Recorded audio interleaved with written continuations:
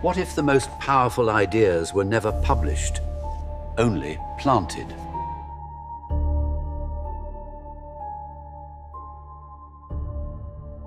The Marginalia Society.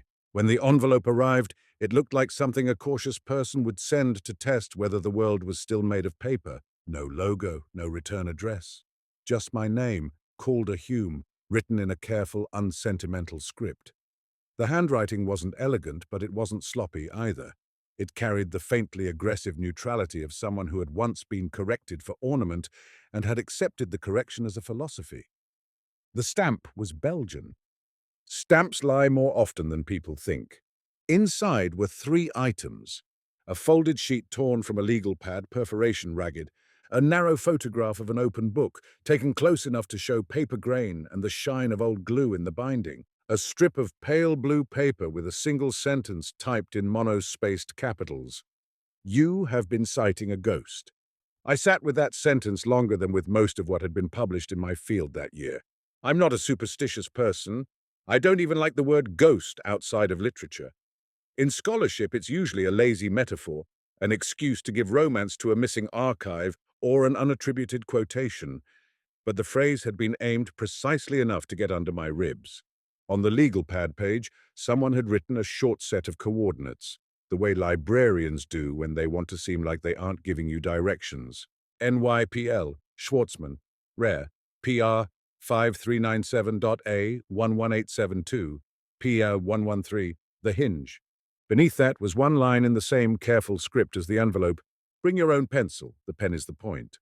The photograph showed page 113 of a book I recognized not by title but by typography, an 1872 collected edition of Samuel Taylor Coleridge, which I had handled once in graduate school. The camera had been angled to catch the gutter shadow, and more importantly, the margin. There, to the right of Coleridge's printed line, was a note in ink, slanting slightly uphill, as if the writer were resisting the page's own gravity. He says, "reason," but he means an excuse that wants to be admired. I read it 3 times. It was the kind of remark that could be dismissed as a cheap quip until you noticed how tightly it gripped the printed passage. It wasn't commentary. It was an argument about the ethics of claiming reason. And beneath it, in smaller script, another sentence: "To publish is to ask strangers for ownership." Under that, pressed into the paper rather than inked, a small shape, a square turned 45 degrees, like a diamond, with a dot in its center, a childish mark almost, or a seal. I turned the photo over. No writing. The whole thing was staged with a sort of restraint that convinced me it wasn't a prank. A prank would have tried harder to be funny or clever or cruel. This was just confident. And what made it worse, what made the sentence on the pale blue strip feel less like melodrama and more like indictment, was the phrase, "citing." The last chapter of my book manuscript, the one I had been polishing into the brittle, joyless prose of academic certainty, was about the way marginal notes sometimes become invisible sources. How an annotation can be read, then absorbed, then reappear in an article as if it were the reader's own inference. How scholarship, despite its rituals of attribution, has always relied on a kind of intellectual osmosis that would look like theft if you could slow time down enough to watch it happen. 2 days earlier, in a moment of rare self-mockery, I had written in the margin of my own draft, "The footnote is the scholar's conscience. The margin is the scholar's ID." I had not told anyone that. Not my editor, not my students, not Mireille in Leiden, not even Priya, who lived with me and knew the sound my laptop keys made when I was trying to persuade myself I was working. "You have been citing a ghost," the strip said. It wasn't, "You have been plagiarizing." It wasn't, "You are wrong." It wasn't even, "I am watching you." It was something narrower and more intimate. "Your chain of authority is broken and you didn't notice." I looked again at the coordinates. NYPL Schwartzman Building, Rare, PR 5397, a 1872, page 113. I could ignore it. In theory, I could ignore anything. I had ignored whole subfields, but I had never been good at ignoring a trace. I had built a career on traces, on the small scuffs of human presence left in books that outlived their owners. The marginal note was my natural predator, and my natural prey. Priya came in from the kitchen with 2 mugs and a face that had learned, over 7 years with me, to distinguish between my "I've found something" excitement and my "something has found me" unease. "What's wrong?" she asked. I held up the blue strip. She read it, then looked at me the way you look at someone who has just told you a dream and wants you to treat it like a legal document. "You have enemies," she said. "I have reviewers," I said, and a Belgian stamp. "It might not be Belgian." "It's very Belgian of you to say that," she said, and when I didn't laugh, she softened. "Cal, it's probably somebody trying to get your attention. Someone wants something." "Yes," I said, "but what?" Priya sat on the arm of the couch. She had the slightly impatient stillness of a person who had been trained to solve problems by acting on them. She worked in data security for a hospital network, where ghosts were called shadow it, and were treated with less poetry and more contempt. "Go to the library," she said. "See if the book is real. Then decide if you care." That's what a sensible person would say. The ghost, I realized, had counted on that. The New York Public Library's main reading room has the acoustics of a cathedral built for secular worship. The hush isn't enforced, it's induced. People lower their voices without noticing. The architecture does what social norms rarely manage. I signed in. I showed my letter from Columbia. I asked for PR 5397A11872. The librarian's face didn't change, but her hands became marginally more careful, as if I had requested a thing that deserved caution. She disappeared behind a door, then returned with a foam cradle and a volume that looked less like a book and more like a compressed century. "Pencils only," she said. I brought one. She watched me for the brief second it took to place the book in the cradle, as if my hands might reveal whether I belonged near it. The first thing you notice when you open an old book in a rare reading room is that it does not behave like a modern book. It resists. The spine holds a memory of closedness. The pages have their own idea of flatness. You are always negotiating with it, not controlling it. That negotiation is part of the pleasure. I turned to page 113. There it was, the Coleridge passage, the same lines as the photograph, and, in the right margin, the same ink, the same uphill slant, the same note. He says reason, but he means an excuse that wants to be admired. Beneath it, to publish is to ask strangers for ownership. And at the bottom, pressed into the paper, the diamond with the dot. I felt irrationally as if the book had been waiting for me in a posture it had rehearsed. The note wasn't new. The ink had the soft brown of something old enough to have oxidized out of black.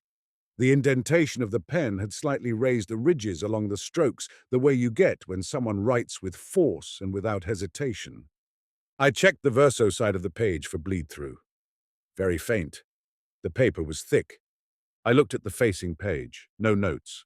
I turned back and examined the handwriting the way you examine a face you recognize but can't place.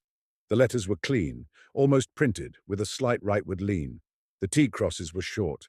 The lower loops on G and Y were tight. Whoever wrote this had trained themselves to write without flourish. The effect was not personality, but discipline. I flipped back and forth through the volume. There were no other notes, no underlines, no owners' names, no doodles, no stains. It was an unusually pristine book, except for the fact that it contained, like a single implanted organ, a small piece of someone else's mind. I sat back and did the thing scholars do when presented with a phenomenon that might embarrass them. I tried to classify it.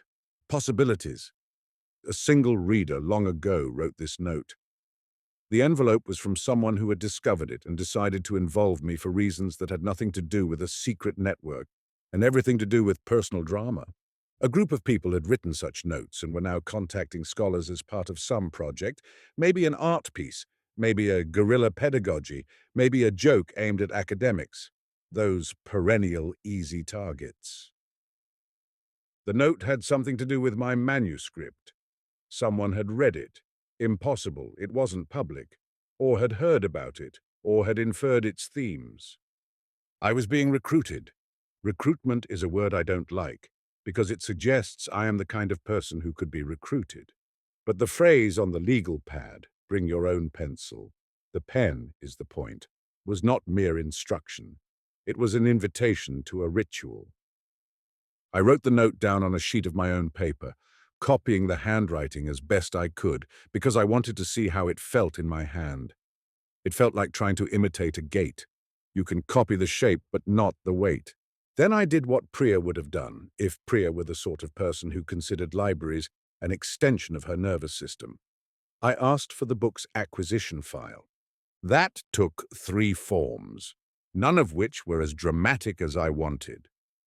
First, the library's electronic catalogue had a short record indicating the volume had been donated in 1931 as part of a larger collection.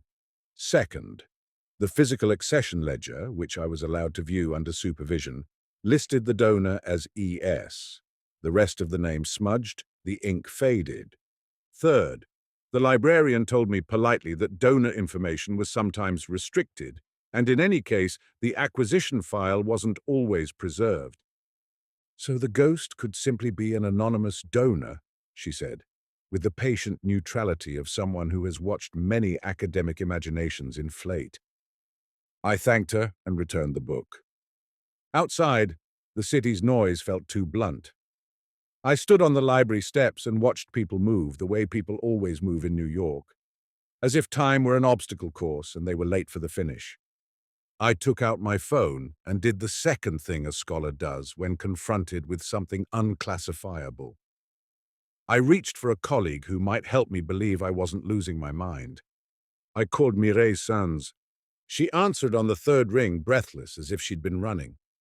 "Calder," she said, "if this is about your chapter on paratext—" "It's about a note," I said, "in Coleridge, NYPL, page 113. Silence, then a small exhale that was almost laughter. "You got one?" she said. I felt the hairs on my arms lift. "What do you mean, got one?" "You got contacted," Mireille said. "Okay, good. It's not just me. Where did it come from?" "An envelope, Belgium stamp." Mireille's voice changed, not in tone but in density. She was suddenly paying attention in a way that made me feel as if I had stepped into a room where something delicate was being handled. "Do you have Priya there?" she asked. "No." "Good," Mireille said. "Listen, don't email me about this. Don't text me. Just talk. Tell me exactly what it said." I told her. The blue strip, the legal pad, the coordinates. When I finished, Mireille waited long enough that I heard the faint whir of her kettle in the background. "I found my first one 2 years ago," she said finally, "in a Dutch translation of Spinoza, 1899 edition. The note argued against the translator, not with philology, but with logic. It wasn't the kind of marginalia you usually see. It was like someone was holding a debate with the printed text as an excuse." "Same handwriting?" "Yes," Mireille said. "And then I found another, in an 1811 pamphlet on mesmerism. Same hand, same little mark, diamond with a dot." My throat tightened. "How many have you seen?" "4," she said. "5, if you count the photograph someone sent me." "Someone sent you a photograph too?" "Yes," Mireille said. "No return address. Belgian stamp." I looked back at the library's facade and felt, for the first time, a genuine shiver of fear. Fear not of harm, but of being placed precisely where someone wanted me. "Who?" I asked. Mireille made a sound like she was deciding whether to answer. "There's a rumor," she said. "It's been around since, I don't know, since before I was a student. People called it La Société des Marges, the Marginalia Society. Most scholars treat it as a joke, a myth you tell to make book history sound like espionage. But every few years, someone finds a note that doesn't fit, and then somebody else finds another." "Do they know who writes them?" "No," Mireille said. "That's the point. The handwriting is always the same. The voice is consistent. Not in opinion, exactly. In method. It argues. It corrects. It predicts what you might think next and interrupts you." I leaned against the stone balustrade. A taxi honked. Somewhere, someone yelled affectionately. "What does it want?" I asked. Mireille's answer came softly. "It wants readers," she said. That night, I spread the envelope's contents on my dining table the way detectives do on television, which embarrassed me enough that I almost put everything away. But embarrassment is not a strong enough emotion to stop obsession. It merely makes obsession more private. Priya sat across from me with her laptop open, not because she believed in ghosts, but because she believed in patterns. "Okay," she said. "We have a physical object that contains a message directing you to another physical object that contains a message. Classic." "Classic what?" "Classic phishing," she said, "but analog. It's not trying to steal my password," I said. "How do you know?" Priya asked. "Your password is your attention." I hated how much sense that made. "Let's assume it's a group," she continued. "They're targeting academics. They want to influence the people who influence other people, like PR, but for ideas." "That sounds like propaganda." "Everything is propaganda," Priya said, then looked at my face and softened. "Okay, not everything, but a lot, so what do they gain?" "They don't publish," I said, thinking of the note. "They write in margins." "Why would someone do that?" Priya asked. "If they have something to say, why hide it?" "Because hiding makes it selective," I said. "Margins are not mass media, they're a filter. Only certain people will find them. People who touch the book, people who look, people who have time." Priya nodded slowly. "So it's targeted. Or it's ascetic," I said. "An ethic of not owning the platform." Priya laughed. "That is the most academic way of saying they want to feel special." I wanted to defend the possibility of sincerity, but I couldn't, not with any certainty. I had seen enough careers built on the performance of self-denial. "Maybe it's one person," I said. "An old person, or someone who's been doing it for decades." Priya glanced at the photograph. "Same hand across Europe and North America," she said. "Unless your ghost has a very good travel budget, it's more than one person. Or it's one person with a very long time horizon." "Time travel?" I said. Priya pointed at me with her mug. "Don't. I married you, not your genre preferences." We both laughed, and the laugh helped, briefly. Then Priya said almost casually, "You know what the handwriting reminds me of?" "What?" "Those training worksheets," she said. "For clerks.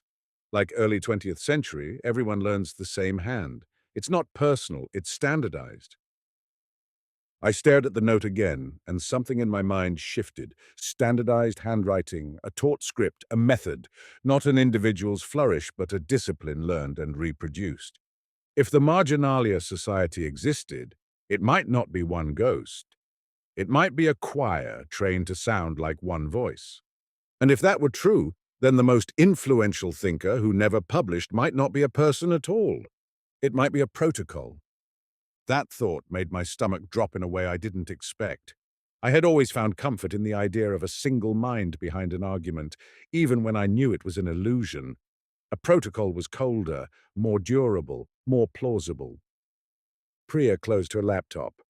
"What are you going to do?" she asked. "I don't know," I said honestly. "Part of me wants to find more. Part of me wants to burn the envelope." "Do both," Priya said. "Go find more. And don't let it ruin your life." She said it lightly, but there was a plea beneath it. I promised her, which was easy because promises are always easier before you understand what they will cost. The next week was supposed to be devoted to finishing my manuscript. I had promised my editor final revisions by the end of the month, and the phrase had been accompanied by the gentle menace of someone who knew academic deadlines were elastic, but also knew which people used that elasticity as a lifestyle. Instead, I began doing something that looked like scholarship but felt like stalking. I requested scans of Mireille's marginal notes. She refused to email them, but she arranged for a colleague to upload them to a public folder with no explanation, as if she was smuggling photos of a rare animal. I downloaded them, printed them, and laid them next to mine. The handwriting matched with the unnerving intimacy of a fingerprint. The same angle, the same tight loops, the same refusal of flourish. Even the pressure looked similar, though pressure is hard to infer from a scan. The content was different, but the method was the same. Each note was an argument, not an observation. Each note used the printed passage as a launching pad for something broader. Each note assumed, with a quiet arrogance, that the reader was capable of following. One of Mireille's notes in the Spinoza translation read, "He translates substance as if it were a noun. It is a verb that has been arrested." Under that, if you cannot imagine God without grammar, you will always worship grammar. The note had made Mireille furious, she told me, because it was brilliant and smug in equal measure, like being corrected by someone whose tone implied you should have known better all along. I asked my graduate student Lena to help me search our library's catalogue for volumes that matched the kinds of books Mireille described. 19th-century editions, heavily used by scholars, likely to have been handled but not necessarily examined for marginalia. Lena was the kind of student who made you feel both proud and obsolete. She was quick, precise, and suspicious of academic romance. She also had, I noticed, an almost physical sensitivity to the idea of hidden texts. She loved footnotes the way some people love gossip, not because they were secondary, but because they were where truth and performance collided. "What are we looking for?" she asked. "Marginal notes," I said. "Like normal ones?" Lena asked, already skeptical. "No," I said, "unusual ones." "That could mean anything," Lena said. "Unusual how? Angry, erotic, delusional. Those are the fun categories." I hesitated. The phrase marginalia society felt absurd in my mouth, like saying vampire in a serious tone. "Just look for books that might have been donated as collections," I said. "Older editions, philosophy, theology, early science, anything that would have attracted an obsessive reader." Lena smiled. "You mean you?" "Fine," I said. "Me."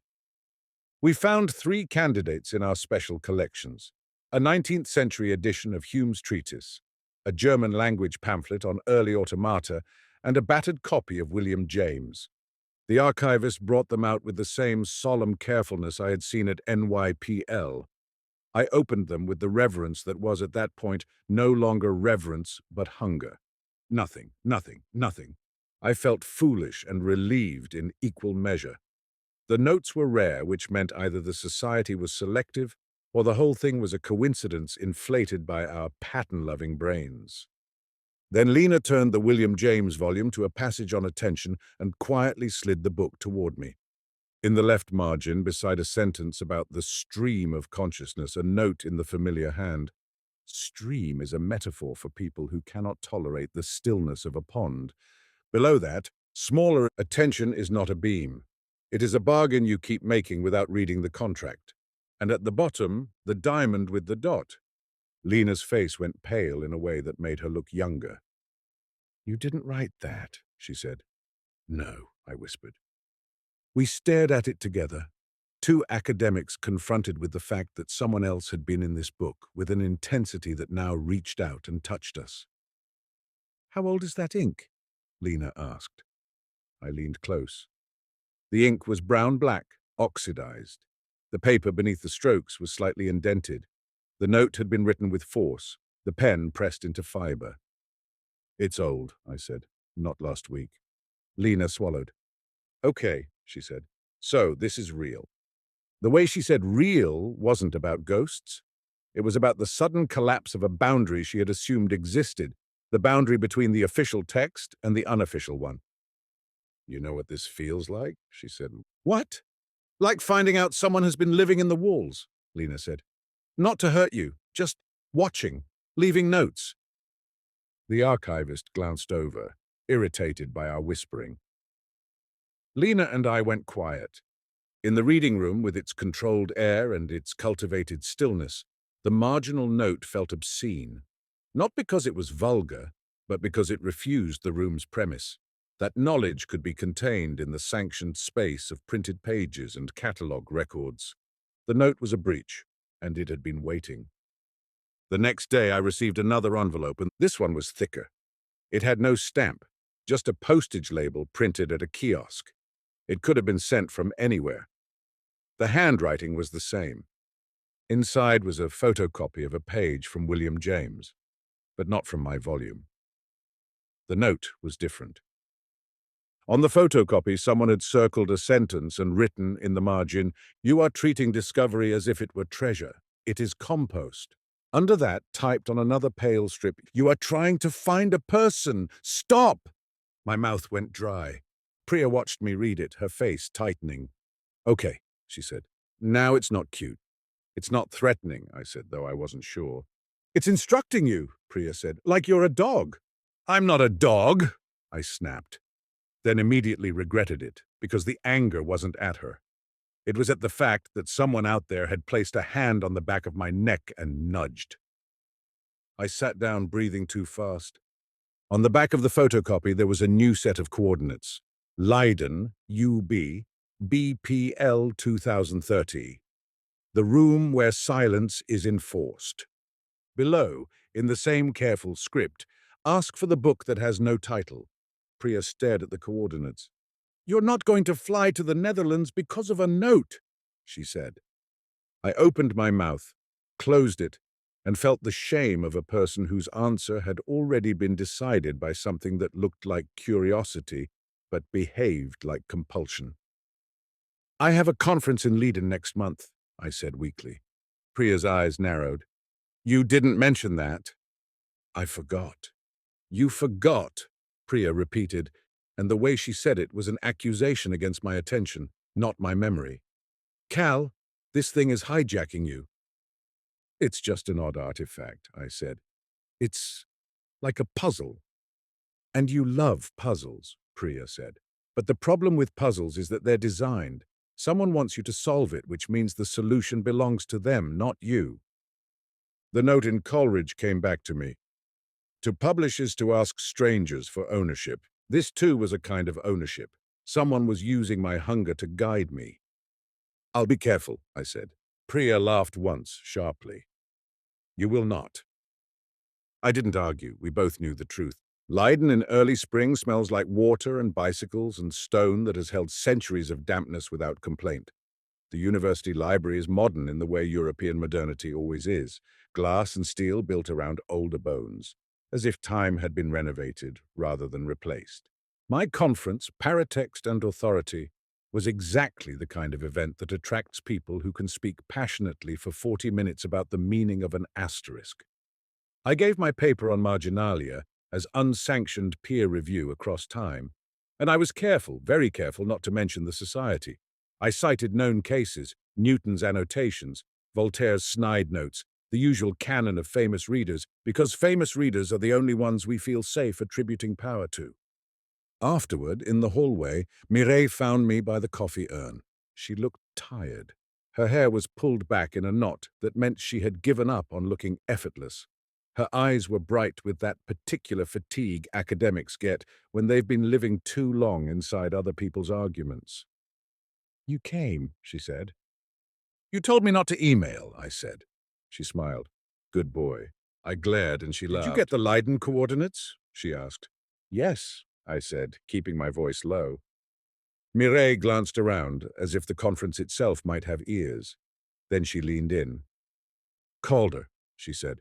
"We should treat this like an archive, not like a conspiracy. No theatrics, no assumptions. Just follow the traces." "And if the traces are guiding us?" I asked. Mireille's smile faded. "Then we let ourselves be guided," she said. "But we keep notes about how." The phrase felt like something you'd say in therapy. It also felt like the only sane strategy. We walked to the university library together. Mireille led because she knew the building better.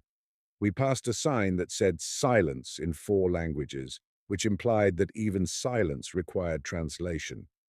At the desk, I asked for BPL 2030. The librarian typed, frowned, then looked up. "That call number is unusual," she said. "Unusual how?" I asked. "It does not correspond to a catalogued item," she said. "It corresponds to a placeholder." "A placeholder for what?" She hesitated, then said, "A restricted item." Mireille's eyebrows lifted slightly, but she said nothing. "I'm a visiting scholar," I said, producing my conference badge as if it were a passport. The librarian looked at it, then at me, then at Mireille. "There is a form," she said finally, "and permission from the curator." "Can we speak to the curator?" Mireille asked, her Dutch smoothing the question into something that sounded less like a demand. The librarian disappeared into a back office.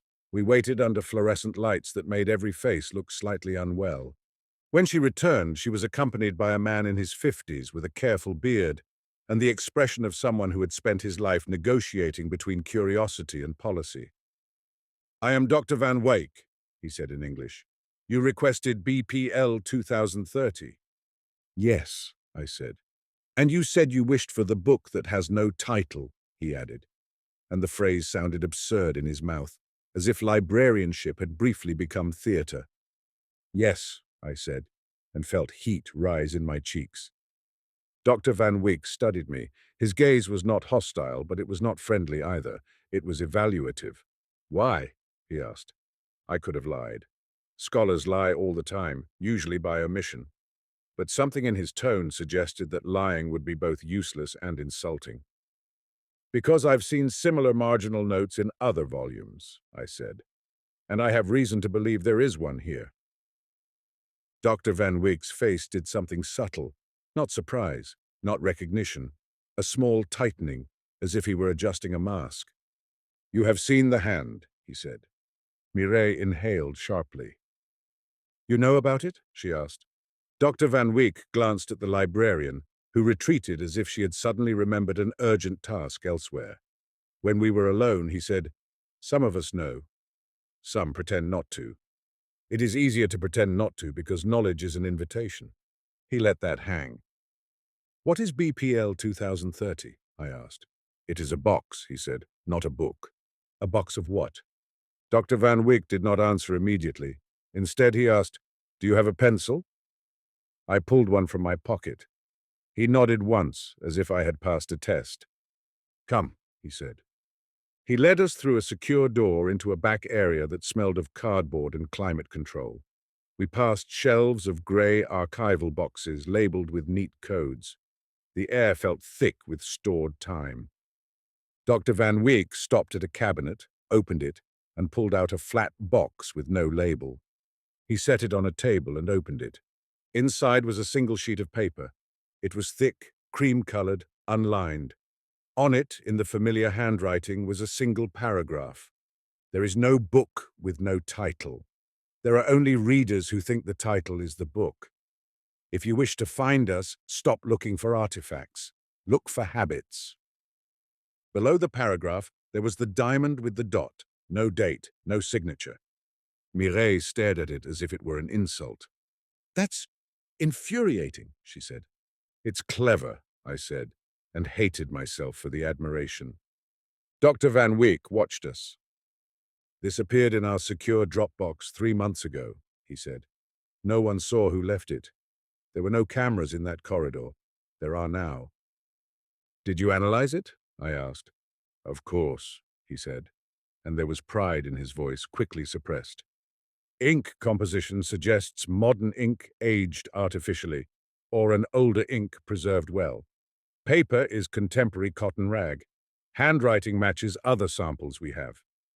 "How many samples do you have?" Mireille asked. Dr. Van Wyk hesitated, then said, "More than I should." The admission was oddly intimate. "Who is us?" I asked, pointing to the note. Dr. Van Wyk's expression hardened slightly. "Do not make the mistake," he said, "of thinking us refers to a group you can count. That mistake has ruined people." "Ruined?" Mireille asked. Dr. Van Wyk closed the box and slid it away from us as if it were suddenly dangerous. "There have been careers," he said, "built on the attempt to expose. Those careers ended in ridicule or exhaustion, not because the hand punished them, because the chase hollowed them out." His gaze settled on me. "You are a scholar of marginalia," he said. "So you should know, sometimes the margin eats the main text." I felt something cold in my stomach. The phrase was too perfect. It sounded like the hand. "Did you write that?" I asked impulsively. Dr. Van Wyk looked genuinely offended. "No," he said, "but I have read enough to know when my own mind has been colonized by someone else's metaphors." Mireille laughed once without humor. "So what do we do?" she asked. Dr. Van Wyk's answer was quiet. "Read," he said, "and then decide what kind of reader you wish to be." He returned the box to the cabinet and locked it. We walked out in silence, the enforced kind, though no sign demanded it. Outside in the hallway, Mireille stopped and looked at me. "You see," she said, "it's not giving us a trail, it's giving us a mirror." "That's worse," I said. Mireille nodded. "Yes," she said, "because mirrors don't end." That evening, the conference hosted its usual dinner. A long table, too much wine, academics performing conviviality with the intensity of people who have spent too long alone. Halfway through the meal, a woman I didn't know sat beside me without asking. She had a plain face that became striking the longer you looked, like a theorem whose elegance only emerges once you stop expecting ornament. "Calder Hume," she said, not as a question. "Yes," I said. "Mireille Saint told me you have seen the hand," she said. Mireille, across the table, looked up sharply, and her expression flickered between irritation and resignation.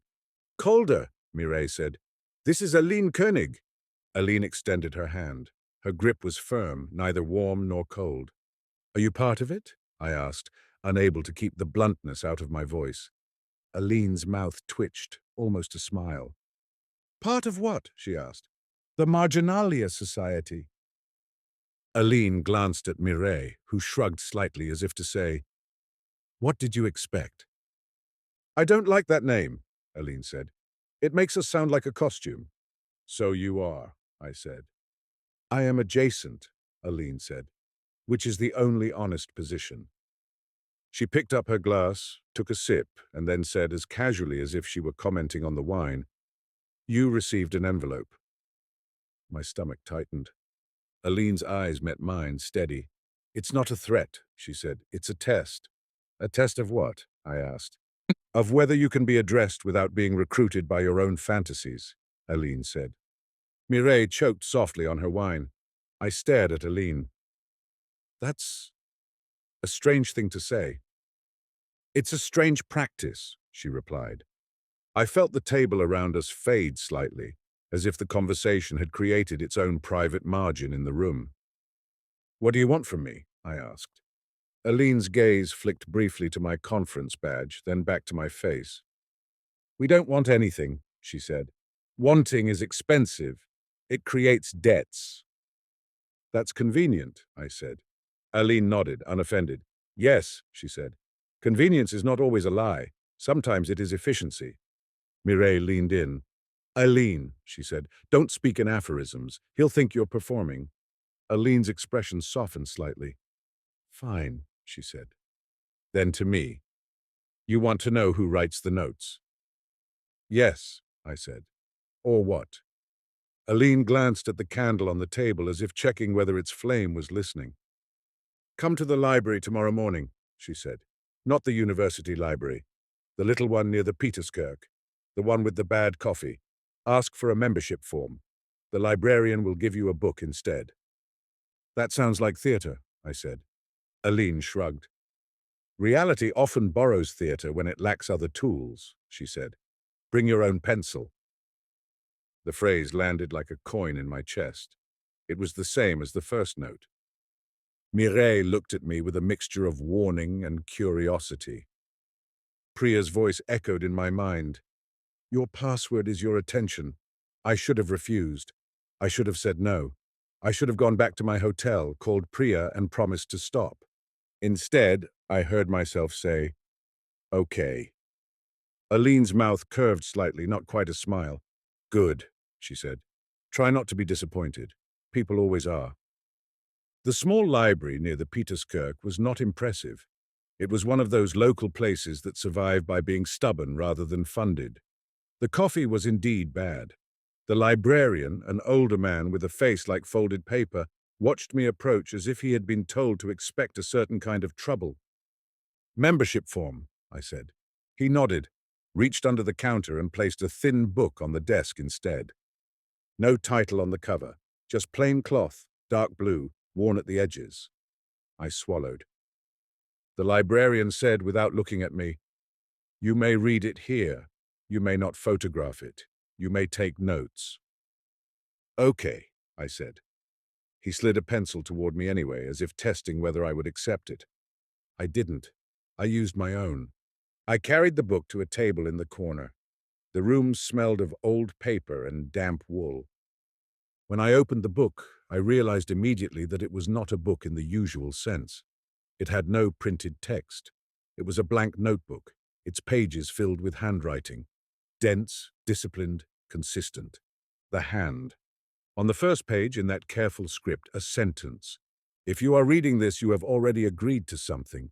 The question is what? My pulse thudded in my ears. I turned the page. The next pages were not a manifesto. They were not instructions in the way I expected. They were fragments, arguments, counter-arguments, questions posed and then undermined, as if the writer were staging an internal debate in the open. The effect was unsettling, not because it was secretive, but because it was intimate. It felt like reading someone's mind in the moment it corrected itself. One passage caught my eye. Do not imagine us as a committee. Committees produce documents, and documents desire authority. We produce irritants. An irritant is honest because it cannot pretend to be complete. Another, we write in margins because margins are where readers admit they are not obedient. The printed line is the law. The margin is the confession. Another, which made me laugh aloud despite myself, a published idea is like a domesticated animal. It lives longer, but it forgets what it could have eaten. The librarian glanced over sharply at my laughter. I covered my mouth and lowered my eyes. As I read, a pattern emerged, not of doctrine, but of method. The writer, or writers, returned again and again to the same concerns. The ethics of authorship, the way publication turns argument into property, the way institutions reward certainty and punish humility, the way anonymity can be both liberation and cowardice, the way influence is easier to wield than responsibility. On page 37, there was a heading in slightly larger script, on the hand. Below it, the hand is not a person, it is a posture. It is the decision to write as if the ego were irrelevant.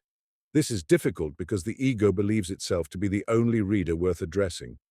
I felt in that moment both accused and understood. Under that, we teach the hand the way monks teach chant, by repetition until the voice no longer feels like yours. So Priya had been right. The handwriting was trained, standardized, a chant of the pen. I turned the page and stopped. Because the next paragraph began with my name. Calder Hume will want to find the first writer. He will imagine a founder, a genius, a woman erased by history, a dissident hiding in ink. These fantasies are flattering because they make his curiosity feel like justice. My throat went dry. Calder will believe that to name is to honor. He does not yet understand that naming is also to own. He will have to decide what he loves more, the truth or the shape his love takes when it is admired. I sat frozen, the book open, my pencil hovering uselessly over my notebook. There was no way this had been written decades ago. It addressed me too precisely. It wasn't just my name, it was my habits, my reflexes. It knew me with the intimacy of a close colleague or a careful stalker. I felt anger flare, sharp and clean. How dare it? How dare anyone write about me as if I were a predictable character? And then beneath the anger, something worse, recognition, because it wasn't wrong. I had already imagined a founder. My mind had already sketched the silhouette of a suppressed genius, because that silhouette made the story feel meaningful. It made my involvement feel like salvation rather than curiosity. The hand had anticipated my cliché before I had admitted it to myself. I looked at the bottom of the page. The diamond with the dot. I turned the page quickly, as if speed could restore my autonomy. The next page was blank. Then, after several blank pages, a final line written alone in the center of a page. If you wish to meet a member, stop thinking of members as secrets. We are everywhere people read and refuse to be passive. Under that, today, 1400 hours, the coffee shop across from the conference hotel. Sit at the table by the window. Do not bring your friend. Do not bring your phone. I stared at the line until the letters began to blur. Mireille's voice echoed, "No assumptions. Just follow the traces." Priya's voice, "Your password is your attention." I closed the book gently, as if it were alive. The librarian approached quietly. and for the first time he spoke. "You look like someone who has been told something true that he did not want," he said. I laughed bitterly. "Is that common here?" The librarian's mouth tightened. "Common enough," he said. "Do not mistake the hand for God. It is not omniscient. It is simply good at reading readers." I swallowed. "Do you know who they are?" I asked. The librarian's eyes flicked to the book, then back to me. "I know some," he said, "but knowing is not the point. You think this is about identities. It is about a practice." He leaned in slightly. "And the practice is dangerous," he said. "Dangerous how?" "It makes you feel addressed," he said, "and people will do anything to keep feeling that." He stepped back as if he had said too much. "Return the book when you are finished," he said, and went back to the counter. I sat there for a long time with my hands flat on the table, as if pressing down could keep me from floating away. Then I stood up, returned the book, and walked out into the damp Dutch air, feeling as if I had been annotated. At 1400 I sat at the table by the window in the coffee shop across from the conference hotel. I left my phone in my room. That act alone felt like stepping out of my own skin. The world without my phone was not quieter, it was simply less buffered. Everything touched me directly. Outside, bicycles glided past like silent judgments. Inside, the coffee shop smelled of burnt beans and sugar. The table by the window was slightly sticky. At 1407, a man sat down across from me without asking. He was maybe 35. He wore a wool coat and a scarf that looked like it had been chosen for warmth rather than style. His face had the mildness of someone who could disappear in a crowd. His hands were clean, nails short. He placed a paperback on the table between us, a cheap edition of Marcus Aurelius. He looked at me and said, "You have been sighting a ghost." The phrase spoken aloud sounded less poetic and more like a diagnosis. I said nothing. My throat felt too tight. The man opened the paperback to a page he had marked. In the margin, in the hand, a note. Stoicism is often an excuse to avoid the embarrassment of caring. He closed the book gently.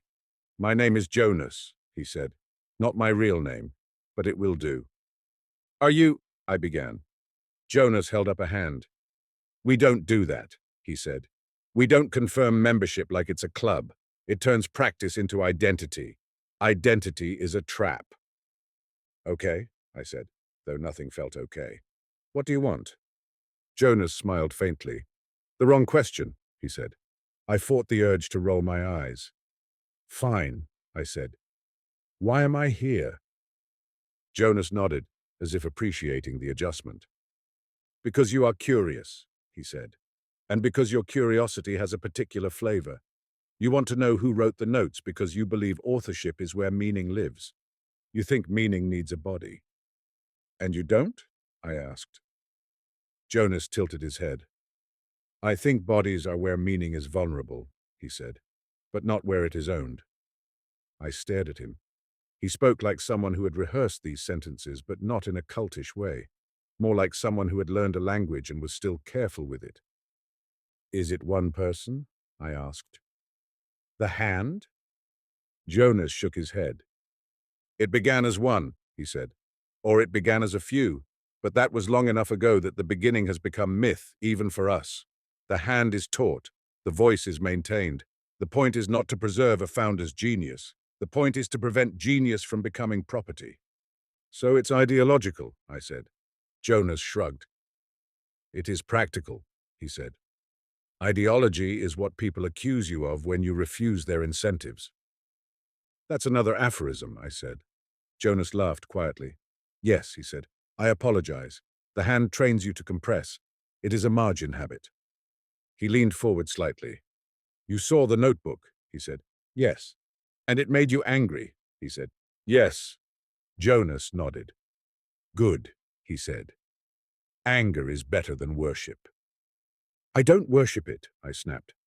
Jonas's eyes softened. "Not yet," he said. I inhaled sharply. "Why contact me?" I asked. "Why now?" Jonas tapped the Marcus Aurelius paperback. "Because you are writing a book about marginalia," he said. "And because your book, if published, will do what books do. It will domesticate. It will turn the margin into an object of study rather than a place of practice. That's not, I began. Jonas raised a hand again, gentle but firm. You will make it safe, he said. You will make it a field. Fields are good. They produce crops. They also require fences. I stared at the paperback, at the cheap glue of its spine, at the absurdity of discussing fences in a coffee shop while the world went on outside. What do you propose? I asked. Jonas's gaze sharpened. An exchange, he said. I felt my muscles tense. We don't do blackmail, Jonas said, reading my posture with the ease of someone trained in such reading. We do trade. We will give you something you want, clarity perhaps, and you will give us something we want, restraint. What kind of restraint? I asked. Jonas smiled faintly. Stop trying to find the founder, he said.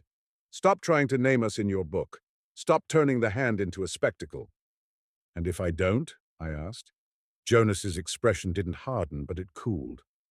Then you will still write your book, he said. And we will still write in margins. And you will discover that your book becomes one more text we annotate. My stomach dropped. Are you threatening to undermine my work? Jonas tilted his head. I am describing the ecology, he said.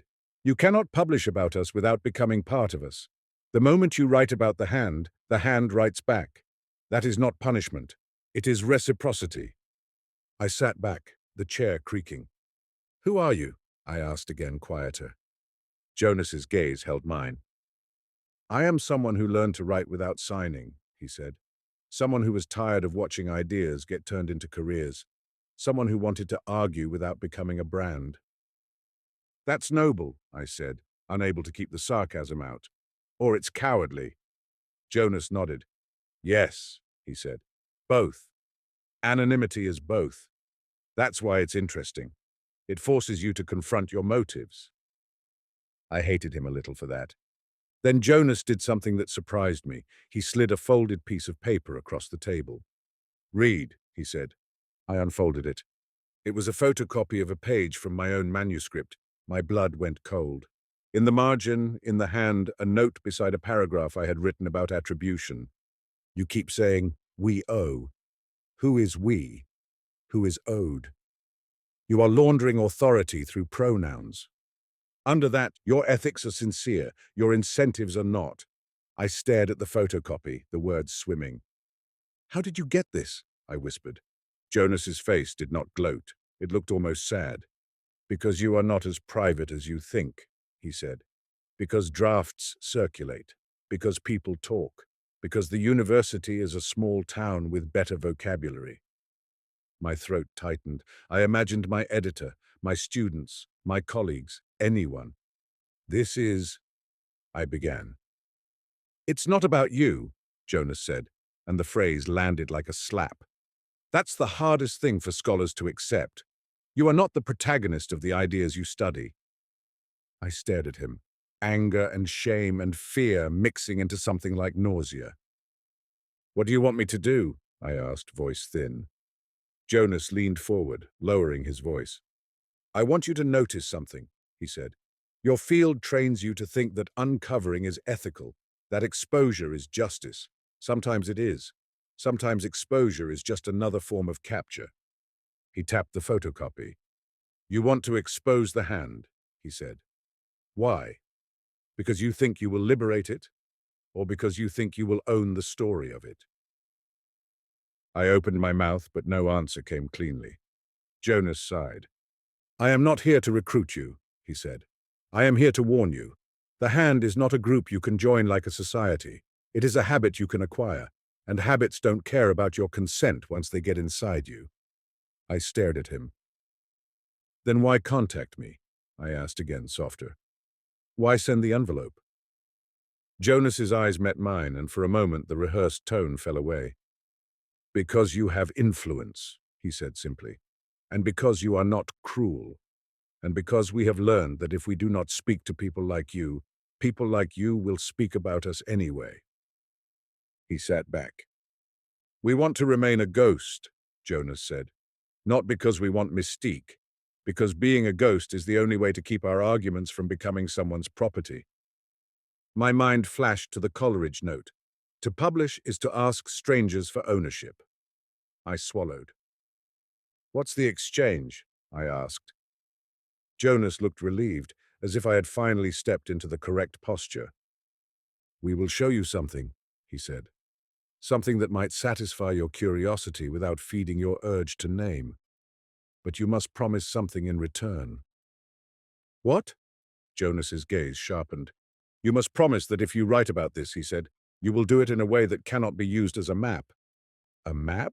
I echoed. Yes, Jonas said. No addresses, no names, no methods of access, no how-to, no trail. He watched my face carefully. Can you do that? He asked. I hesitated. As a scholar, my reflex was to document, to cite, to make replicable.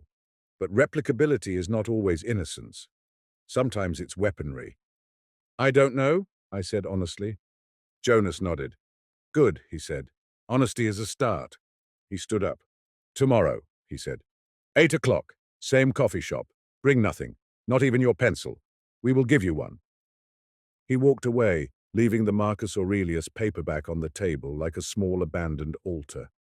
I sat there for a long time, staring at the photocopy of my own draft, feeling a new kind of vulnerability.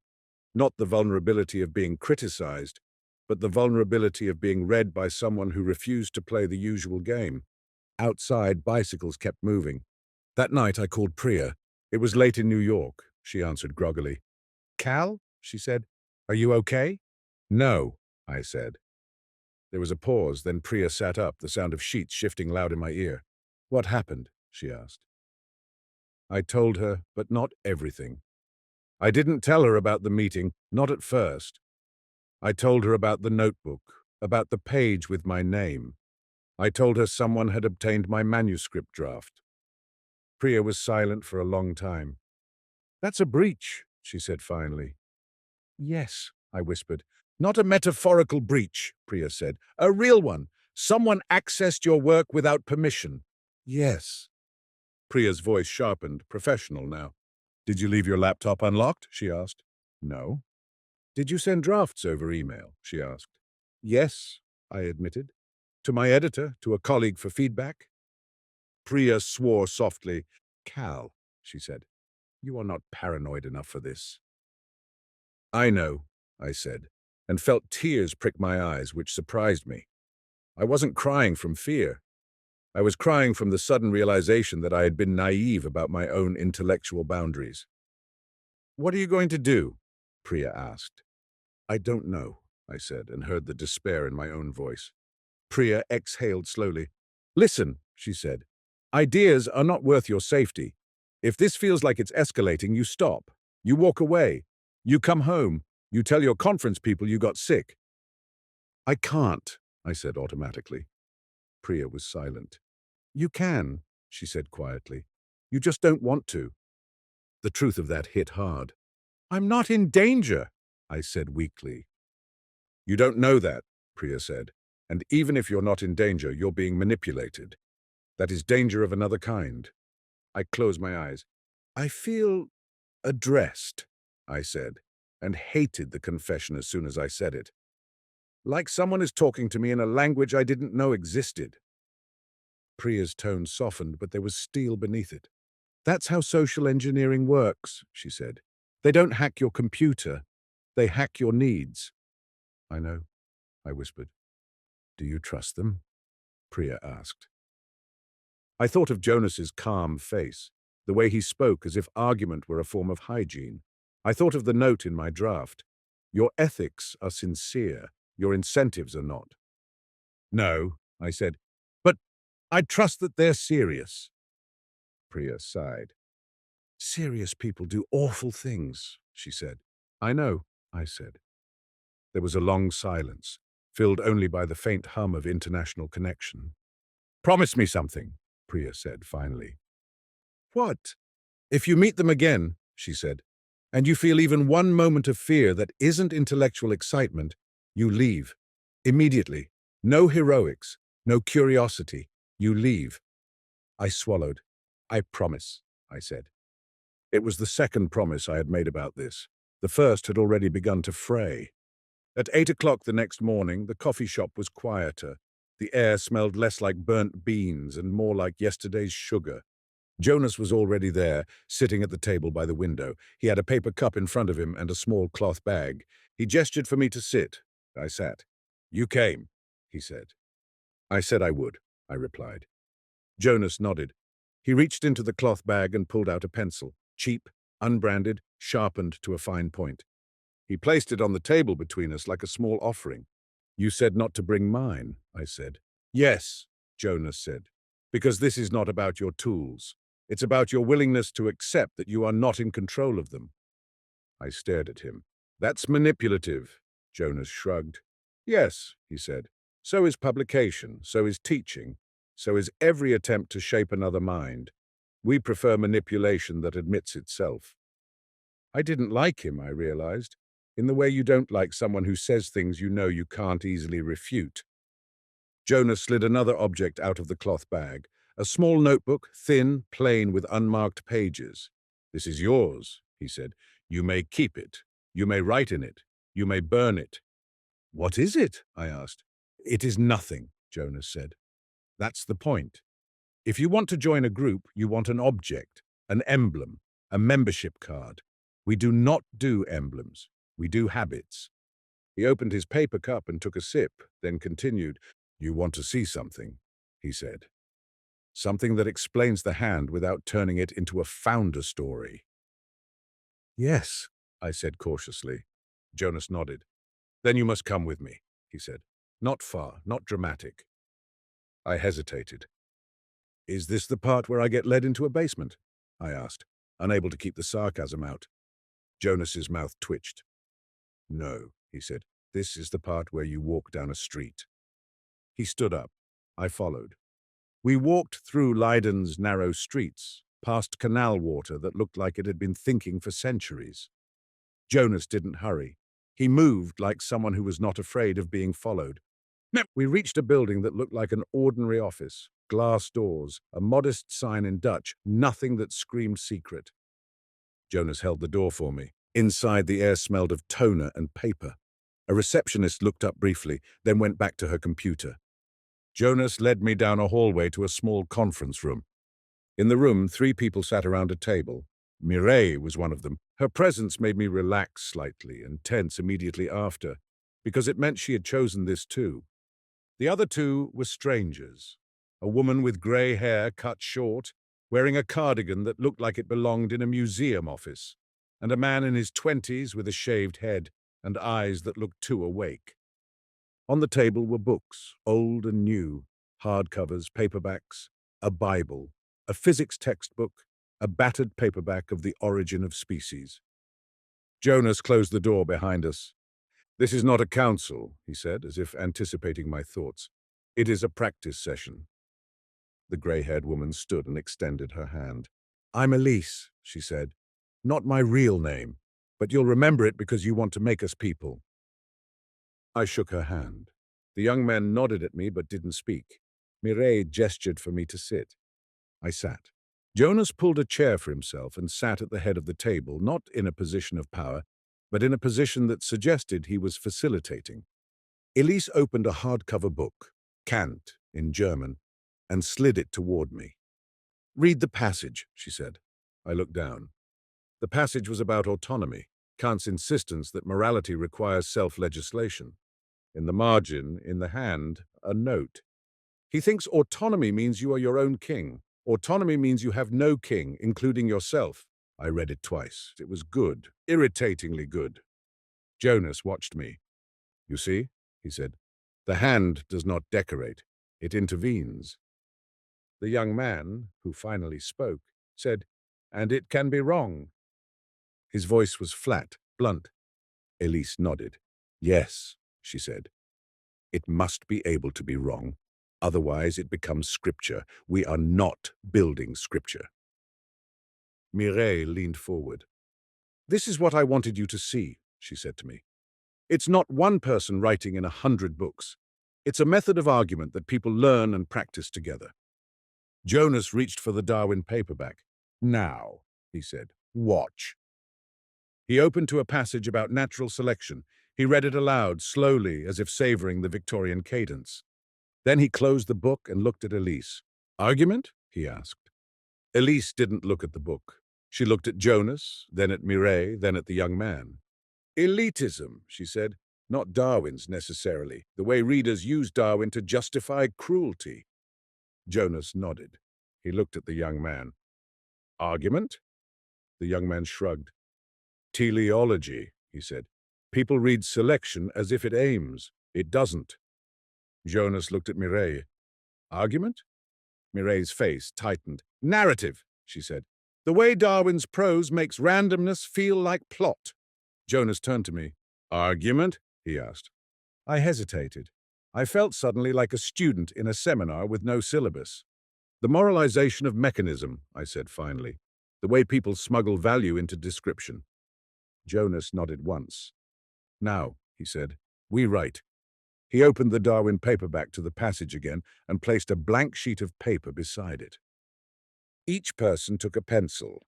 They did not write in the book, they wrote on their own paper, and they did not write their argument. They wrote an argument that could survive anonymity. That was the difference, I realized. When you write under your name, you write with your reputation in mind. Even if you pretend you don't, you do.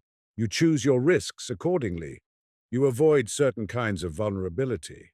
You posture. Here, without name, the only thing that mattered was whether the argument could stand on its own, naked. Elise wrote quickly, her hand steady. Mireille wrote slower, pausing as if to check her own motives. The young man wrote with sudden bursts, then stopped, staring into space.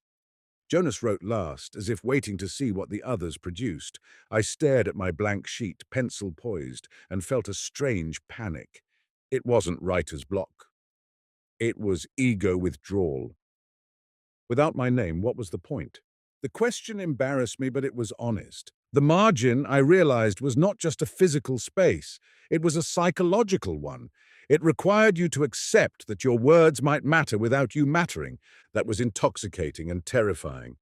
I wrote slowly, "Selection explains change without intention.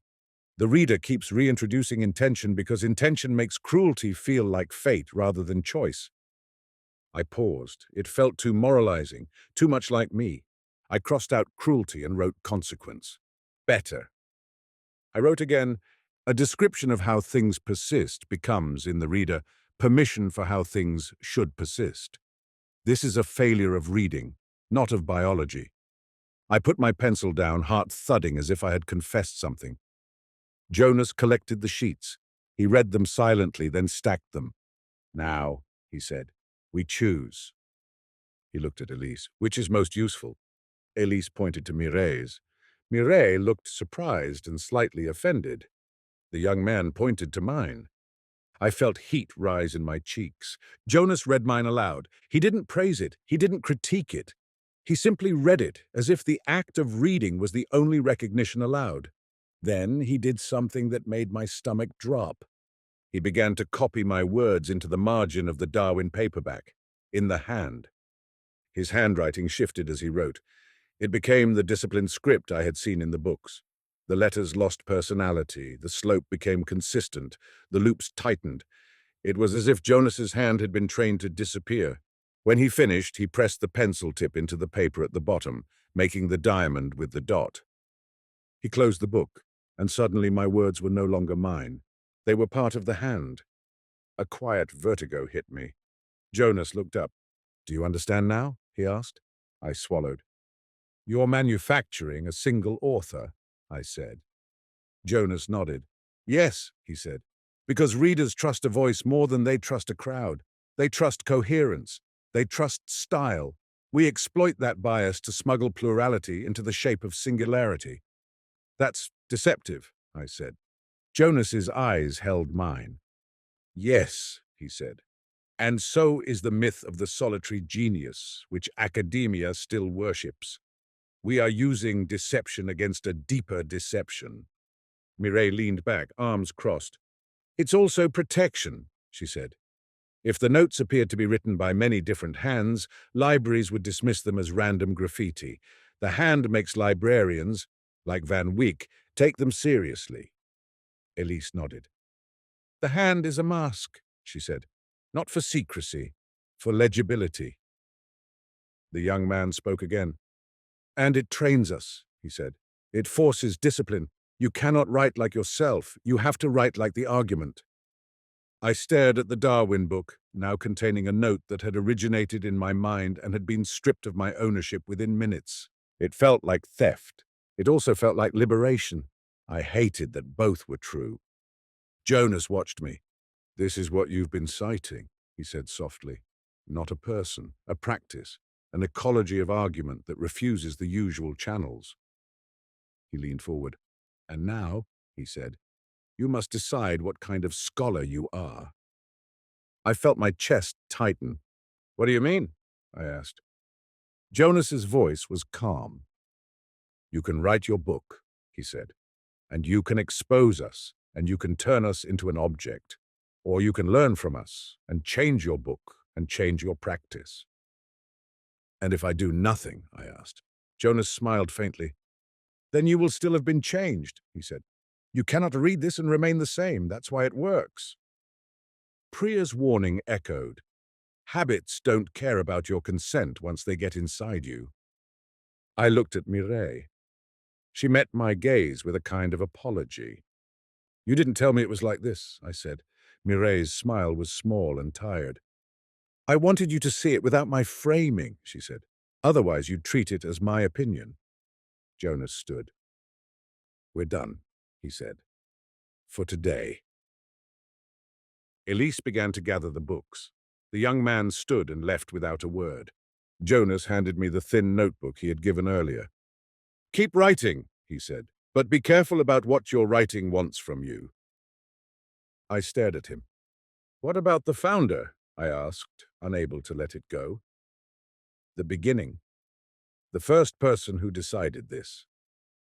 Jonas's expression tightened slightly. Not anger, something like grief. The founder's story is a narcotic, he said. It lets you imagine purity. It lets you imagine origin. Origins are rarely pure. They are messy and accidental and compromised. He leaned closer. And even if I told you, he said, you would turn that person into a saint or a villain. You would not let them remain human. I swallowed. So you won't tell me, I said. Jonas shook his head. It's not that I won't, he said. It's that I can't in the way you want. Because there isn't one. There are several. There are fragments. There are myths. There is no single ghost. He paused. The most influential thinker who never published, he said, is not a thinker. It is the decision not to publish. Then he opened the door and walked out, leaving me sitting there with my notebook and my unsettled mind. On the flight back to New York, I tried to work on my manuscript. I opened the draft and stared at my own sentences, which suddenly looked too confident, too tidy, like someone had cleaned a room by shoving everything into closets. I kept thinking of my words being copied into the Darwin paperback, stripped of my name, turned into the hand. Why had that moment unsettled me so much? Because it revealed something I didn't want to admit. That part of my love for ideas was tangled with my love for being the person associated with them. I had always told myself that I cared about truth, not reputation, and I did, in a sense. But I also cared about the particular intimacy of being the one who discovered, articulated, published, the one whose name would be attached.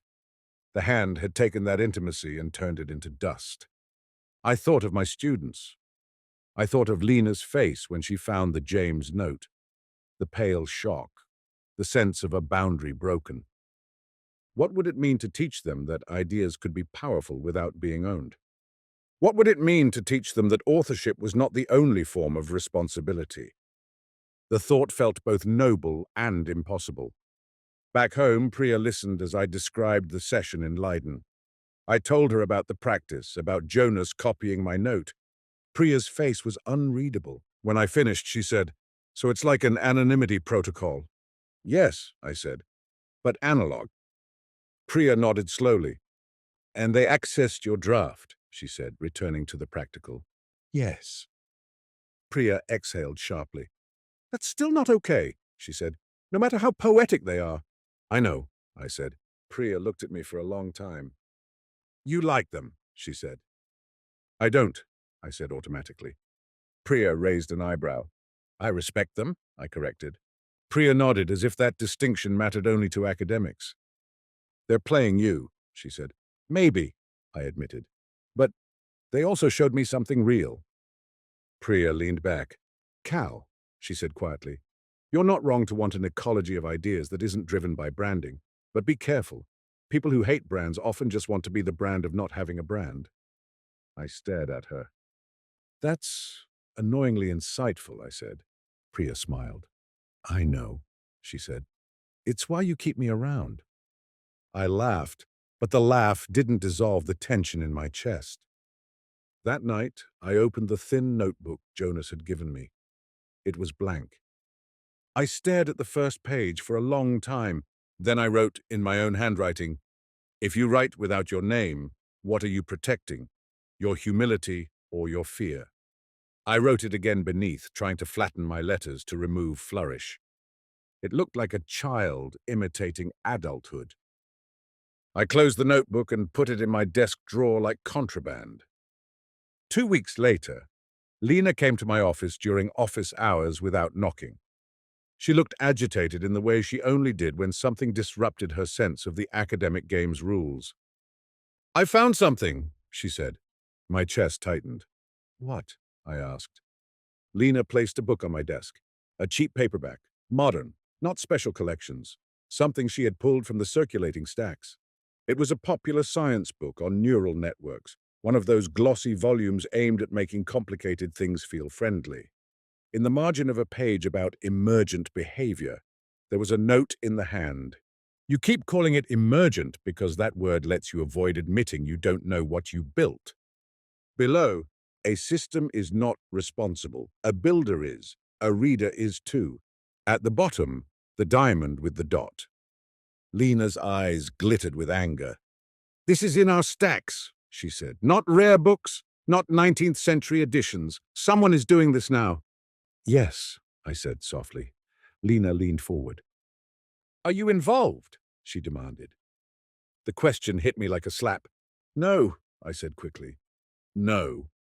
Lena studied my face. You're lying, she said. I'm not, I said, then realized my voice sounded like someone who was trying too hard. I swallowed. I know about it. I've encountered it. Lena's jaw tightened. Who? She asked. Who is doing it? I heard Jonas's voice. Stop trying to find the founder. Stop trying to name us. I looked at Lena and felt a strange ache. She was exactly the kind of person the hand would attract. Sharp, restless, hungry for a form of argument that wasn't domesticated. And she was exactly the kind of person I would be tempted to protect from it. Why do you want to know? I asked instead. Lena's eyes narrowed. Because this is vandalism, she said. Because it's unauthorized. Because it's messing with texts that people didn't consent to have annotated by some anonymous whatever. And if the note is good? I asked. Lena's mouth tightened. That's the problem, she said. It is good. It's infuriatingly good. She looked down at the note again, then back at me. It feels like being corrected by someone who refuses to take responsibility, she said. They don't have to stand behind it. They don't have to defend it. They can just drop it and walk away. Her anger was honest. It was the anger of someone trained in accountability, even as academia often performed accountability rather than practicing it. I nodded slowly. Yes, I said. That's one reading. Lena stared at me. What's the other? She asked. I hesitated, feeling my own conflict tighten. The other, I said slowly, is that they are taking responsibility in a different way, by refusing ownership, by making the argument stand without the shield of a name. Lena scoffed. That's romantic, she said. Maybe, I admitted. Or maybe it's discipline. Lena leaned back, arms crossed. You know more, she said. I met her gaze. Yes, I said. Lena waited, daring me to either betray the hand or reveal myself as complicit. I chose neither. I can't give you names, I said. I don't have them, and even if I did, I'm not sure I'd give them to you. Lena's face hardened. So you're protecting them, she said. I swallowed. I'm protecting the question, I said. I'm trying not to turn it into a hunt. Lena's eyes flashed. That's cowardice, she said. Maybe, I said, and felt the truth of its sting. Lena stood abruptly. I thought you cared about ethics, she said. I do, I said. That's why this is difficult. Lena's mouth twisted, frustration and disappointment mixing. She picked up the book. If I find who's doing this, she said, I'm reporting it. She turned to leave, then paused at the door. And if you're involved, she added, voice cold, I'll report you too. She left. I sat in my office staring at the empty doorway, feeling the collision between two kinds of ethics, institutional and marginal, accountability and anonymity, consent and intervention. I thought of Jonas's line, "We prefer manipulation that admits itself." Was the hand admitting itself, or was it hiding behind philosophy? The question did not settle, it multiplied. That evening I opened my email to find a message with no subject line. The sender's address was a string of letters and numbers. The body contained only an image, a scanned page from my Coleridge volume at NYPL. In the margin, beneath the original note, someone had added a new line, in fresh ink, darker, less oxidized, but in the same hand. You are confusing consent with comfort. Under that, typed in monospaced capitals, do not turn your student into a policeman. My breath caught. My first impulse was rage. How dare they talk about my student? How dare they watch my office hours from the shadows? My second impulse was fear, not of physical harm, but of a kind of epistemic violation, the sensation of being readable to someone I could not see. Priya came into the room, saw my face, and froze. What? She asked. I showed her the email. Priya's jaw tightened. This is surveillance, she said. It's not hacking, I said weakly. Priya's eyes flashed. It doesn't have to be hacking, she said. Someone is watching your behavior and responding. That's a control loop. A control loop, I repeated, and the phrase made the hand feel suddenly less like literature and more like machinery. Priya grabbed my laptop and began checking headers, IP addresses, the usual digital forensics. Her hands moved with practiced irritation. This is routed through 3 layers, she muttered. Of course. I watched her, helpless. What do? I asked. Priya looked up sharply. You stop, she said. You stop engaging. You stop feeding them. But they're in my library, I said. They're in the margins. Priya's face softened slightly. Cal, she said, you can't control your library. You can control your participation. I swallowed. But my book, I began. Priya slammed the laptop shut gently, as if closing a wound. Your book is not worth this, she said. The phrase hit hard because it was true in a way I didn't want to admit. I looked at the closed laptop and felt something like grief.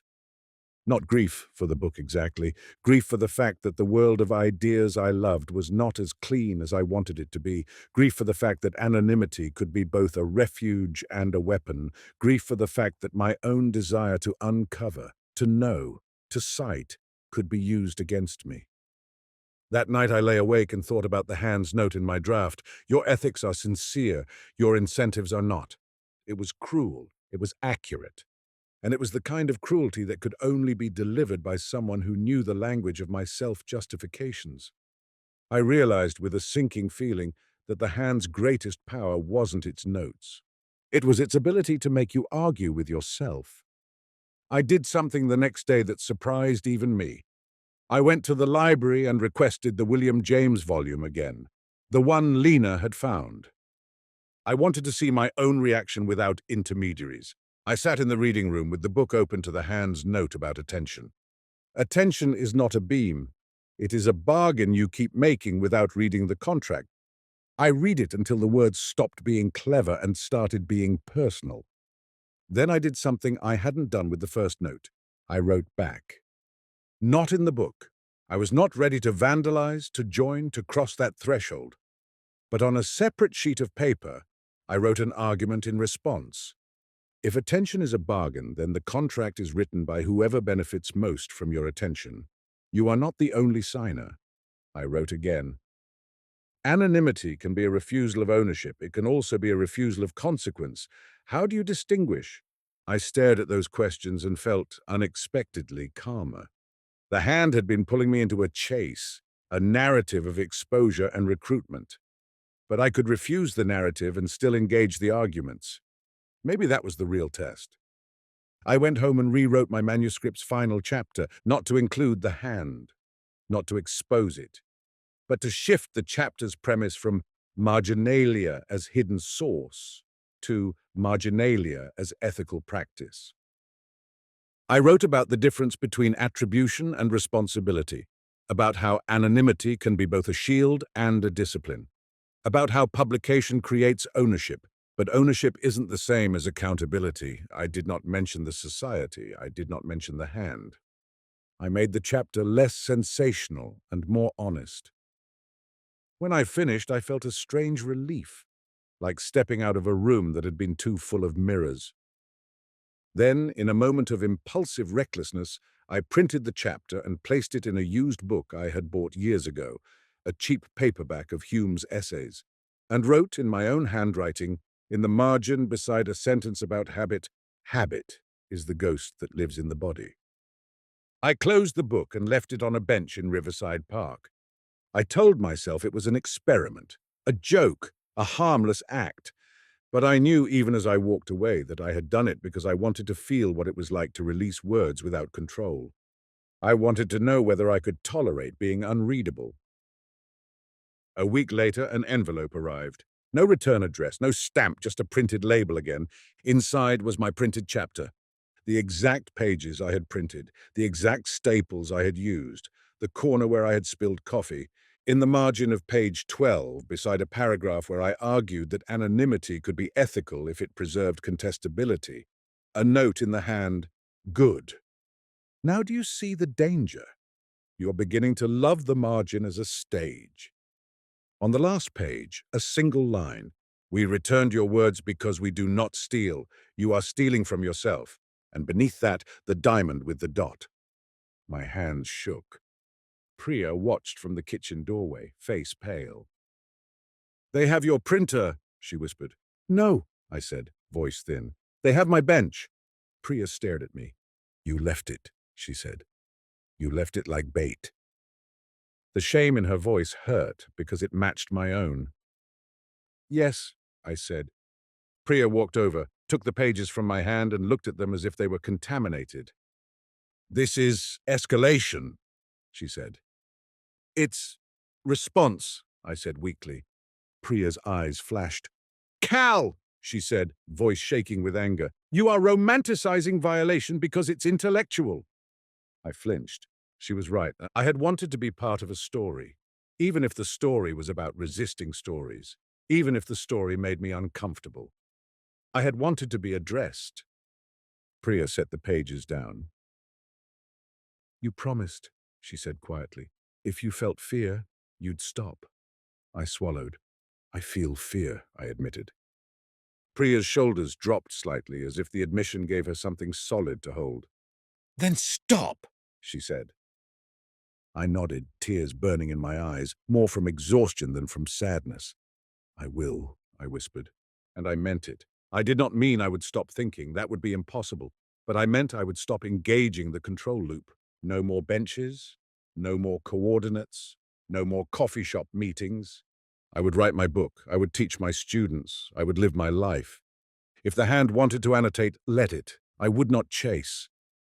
I went to my desk drawer, pulled out the thin notebook Jonas had given me, and stared at it. Then I did something that felt both petty and necessary. I tore out the first page, the page where I had written my question about anonymity, and burned it in the sink. The paper curled, blackened, became ash. It was a small act of defiance, a small act of grief. Priya watched silently. When the ash cooled, I washed it down the drain like something obscene. Months passed. My book went to press. It was less flashy than it could have been. It did not contain a chapter titled The Marginalia Society. It did not promise readers secret networks of ink. It argued instead that the margins are where reading becomes ethical because that is where readers admit their desires and resistances. It argued that scholarship's obsession with attribution sometimes masks its deeper avoidance, the avoidance of responsibility for how ideas move through bodies and institutions. It was, I suspected, a better book. It also sold fewer copies than my editor had hoped. I told myself I didn't care. I mostly didn't. Lena finished her dissertation. She never told me whether she had reported anyone. She never brought me another hand note. She became gradually less angry and more wary. That wariness looked like maturity, but I wasn't sure. Mireille and I spoke occasionally, cautiously. We did not email about the hand. We spoke on the phone like conspirators, though our conspiracy was silence. Priya and I settled back into the rhythms of our life. The tension eased, though it never vanished entirely. The hand had become a small crack in our trust, not between us, but in our trust that the world was as bounded as we wanted it to be. Then, one autumn afternoon, I received a package. It was not an envelope, it was a small box, the kind used for shipping books. Inside was a single volume, a cheap paperback of my own book. My book. I opened it with a sick feeling. In the margin of Chapter 3, beside a paragraph where I wrote that marginalia could be an ethical counterpublic, a note in the hand. You have done what you promised. You did not make a map. Below. Now we will do what you did not ask. We will make a use. In Chapter 7, beside my discussion of responsibility, another note. You worry anonymity refuses consequence. We agree. So we have invented consequences that do not require names. I felt cold. What consequences? I flipped through the book, heart pounding. At the very end, on the last blank page where publishers sometimes place ads, the hand had written a list. Not names, not addresses, not coordinates, just titles. A list of books, some classic, some obscure, some modern, philosophy, theology, computer science, memoir, a manual on industrial safety, a collection of poems, a popular book on parenting, next to each title, a single number, the page numbers. And beside the list, one final sentence. We are no longer writing only to scholars. I stared at the list until my eyes hurt. Priya came into the room, saw my face, and went still. It's back, she said. I handed her the book. She read the note, then the list, her mouth tightening. What does it mean? She asked. I don't know, I whispered. Priya flipped through the pages, searching for more. There were no more notes, just the list. It felt like a syllabus, a curriculum designed by a ghost that refused to sign its name. I sat down heavily. They're expanding, I said. Priya looked at me sharply. Or you're noticing, she said. The phrase landed like an echo of the hand. I looked at the list again. Some titles made sense as targets for marginal argument. Others didn't. Parenting, industrial safety. And then I understood, slowly, with a dread that felt like clarity. If the hand stopped writing only to scholars, it meant it was moving into the texts that shape everyday life. The books people read not for intellectual prestige, but for guidance, comfort, survival. If the hand was an ecology, it was spreading beyond academia. And if it was spreading, it wasn't just a curiosity anymore. It was a force. Aline's voice returned to me. People always are disappointed. Jonas, we do not want anything. Wanting is expensive. But this list, this quiet syllabus, looked like wanting. It looked like strategy. It looked like the beginning of something that could either be beautiful or horrifying, depending on who found the notes and how they used them. Priya sat beside me, her shoulder touching mine. We need to report this, she said quietly. To someone. To who? I asked. A librarian? A dean? The police? What do we say? A disciplined anonymous network is writing arguments in books? Priya's jaw tightened. We say someone is altering texts in public circulation, she said. That's enough. I nodded, but my mind was elsewhere. Because beneath my fear was another feeling, one I hated, one I did not want to admit even to myself. Curiosity. Not about the founder this time, not about the identities. Curiosity about the consequences they had invented that do not require names. I imagined a reader in a parenting aisle opening a book and finding, in the margin, an argument that made them pause before hitting their child.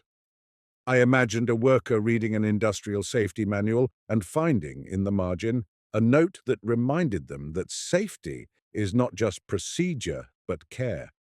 I imagined harm, too, a vulnerable reader manipulated by a voice that felt authoritative precisely because it refused to be accountable. The hand had always been a ghost in scholarship, annoying, brilliant, ethically ambiguous. Now it was stepping into the books that shape ordinary life. I looked down at my own book, now annotated. I realized, with a strange, bitter laugh, that Jonas had been right months ago. You cannot publish about the hand without the hand writing back, and the hand was not just writing back. It was using me. It had used my restraint as camouflage. It had used my refusal to make a map as proof that maps weren't needed. It had taken my book, not the physical copies, but the argument, and folded it into its own practice. My book had become marginalia for the margin. I felt suddenly small, not in a humiliating way, but in a corrective one. The most influential thinker who never published wasn't a person. It was the margin itself, an evolving habit of mind that could move through bodies without ever becoming a name. A ghost made of practice. Priya squeezed my hand. "Cal," she said gently, "look at me." I looked at her. Her eyes were steady, human, not a protocol. "You don't owe them anything," she said. I swallowed. "I know," I whispered. Priya nodded. "We deal with this like adults," she said, "not like characters." I laughed again softly because the word characters hit exactly where it hurt. "Yes," I said, "like adults." Priya stood and went to the kitchen, already planning calls, reports, boundaries. I stayed on the couch with the annotated copy of my book in my lap. I stared at the list of titles and page numbers, and then, because I am who I am, because habits are ghosts that live in bodies, I did something I shouldn't have done. I wrote down the list, not because I wanted to follow it, not because I wanted to chase, but because I wanted to understand what kind of syllabus a ghost would write for the living. When I finished, I closed the book. On the inside back cover, where the publisher's barcode sticker sat, the hand had added one final note, so small I almost missed it. "If you want to know whether we are good, stop asking who we are. Ask what we change." I sat very still. Outside, the city continued, indifferent. Somewhere, someone opened a book and became, without knowing it, part of an argument that had been waiting in the margin like a seed. And in my own mind, which I had once imagined as mine alone, I felt the faint pressure of an invisible pencil, testing not my obedience but my willingness to read without being owned. The worst part was not that the ghost existed. The worst part was that it had always existed. It was just that, until now, I had believed the published line was the only place that mattered.